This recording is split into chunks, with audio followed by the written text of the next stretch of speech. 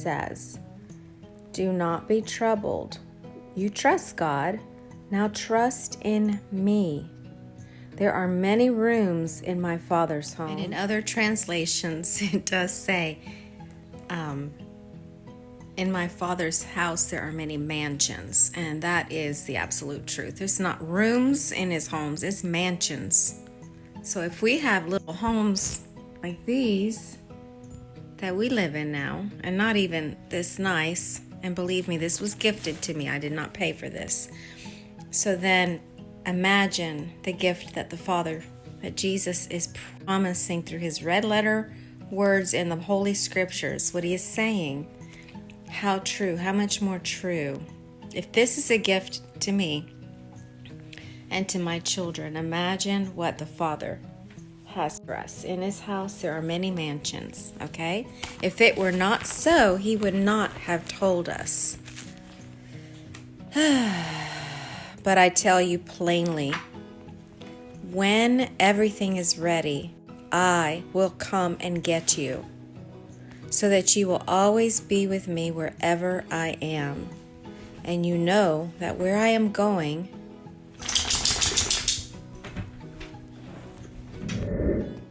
don't be troubled. You trust God. Now trust in me. There are many rooms in my Father's home, and I'm going to prepare a place for you. If this were not so, I would tell you plainly. When everything is ready, I will come and get you, so that you will always be with me where I am. And you know where I am going and how to get there. No, we do not know, Lord, Thomas said. We haven't any idea where you are going, so how can we know the way? And Jesus told them, I am the way, the truth, and the life. No one can come to the Father except through me. If you had known who I am, then you would have known who my Father is. From now on, you know him. And Philip said, Lord, show us the Father, and we will be satisfied. Jesus replied, Philip, don't you even yet know who I am, even after all the time I have been with you?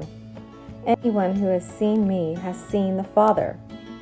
So why are you asking to see him? Don't you believe that I am in the Father and the Father is in me? The words I say are not my own, but my Father who lives in me does his work through me. Just believe that I am in the Father and the Father is in me. Or at least believe because of what you have seen me do. The truth is, anyone who believes in me will do the same works I have done, and even greater works, because I am going to be with the Father. You can ask for anything in my name, and I will do it, because the work of the Son brings glory to the Father. Yes, ask anything in my name, and I will do it. Jesus promises the Holy Spirit. If you love me, obey my commandments, and I will ask the Father, and he will give you another counselor. That's the Holy Spirit, who will never leave you. He is the Holy Spirit who leads into all truth. The world at large cannot receive him because it isn't looking for him and it doesn't recognize him. But you do, because he lives with you now and later will be in you.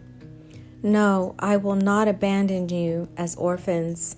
I will come to you. In just a little while, the world will not see me again, but you will.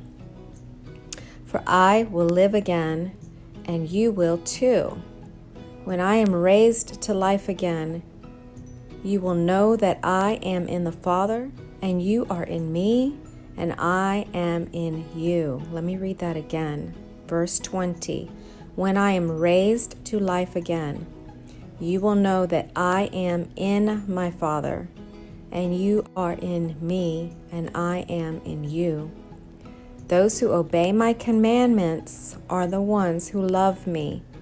And because they love me, My Father will love them, and I will love them, and I will reveal myself to each one of them. Oh, this is so beautiful. Okay, verse 22. Judas, not Judas Iscariot, but the other disciple with that same name, said to him, Lord, why are you going to reveal yourself only to us and not to the world at large? Jesus replied, all those who love me will do what I say. My Father will love them, and we will come to them and live with them. Anyone who doesn't love me will not do what I say. And remember, my words are not my own. This message is from the Father who sent me. I am telling you these things now while I am still with you. But when the Father sends the Counselor as my representative, and by the Counselor I mean the Holy Spirit, He will teach you everything and remind you of everything I myself have told you. I am leaving you with a gift. Peace I leave with you, peace of mind and heart. The peace I give isn't like the peace that the world gives. So don't be troubled or afraid. Remember what I told you. I am going away, but I will come back to you again. If you really love me, you will be very happy for me, because now I can go to the Father, who is greater than I am. I have told you these things before they happen so that you will believe when they do happen. And he continues, I don't have much more to talk to you because the prince of this world approaches. Do you guys know who the prince of this world is? Satan.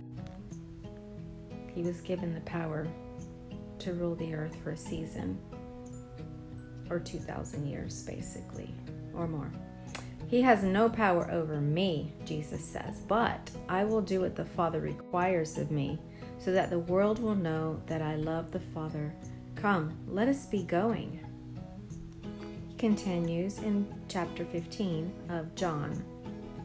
I am the true vine, and my Father is the gardener.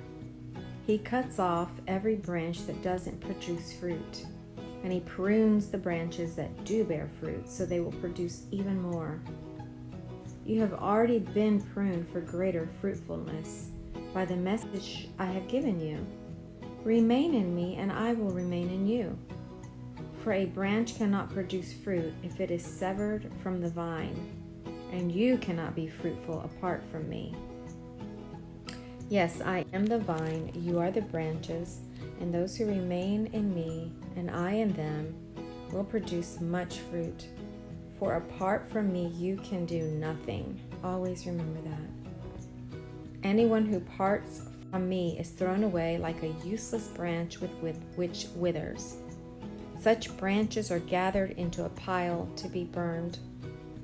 But if you stay joined to me, and my words remain in you, you may ask any request you like, and it will be granted.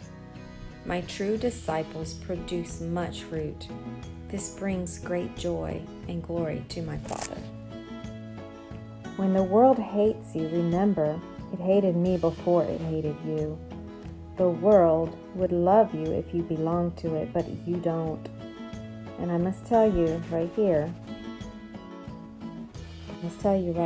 that we cannot belong to this world. If we just realize, if you just learn for the first time ever, and maybe you have always known this, if Satan is the prince of this age, of this earth, of the last 2,000 years since Jesus went to the cross, died and resurrected, and Satan was given power for the last ages, the last epoch,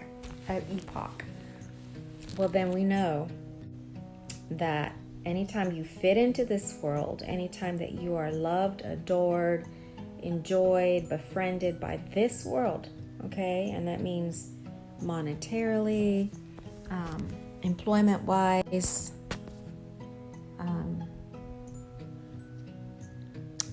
relationships-wise, anything, church-wise. If you are loved down here, Okay, continuing on. If you are loved down here on this earth, okay, and don't get me wrong, I'm not talking about the godly love. I'm talking about the love of the world, money, possessions, things that you own. Obviously, that's possessions. Anything that is of your five senses, your hearing, your seeing, your eating, your touching, your tasting, your smelling. Anything that causes you to lust after everything outside of, or anything outside of God, then it's of this world.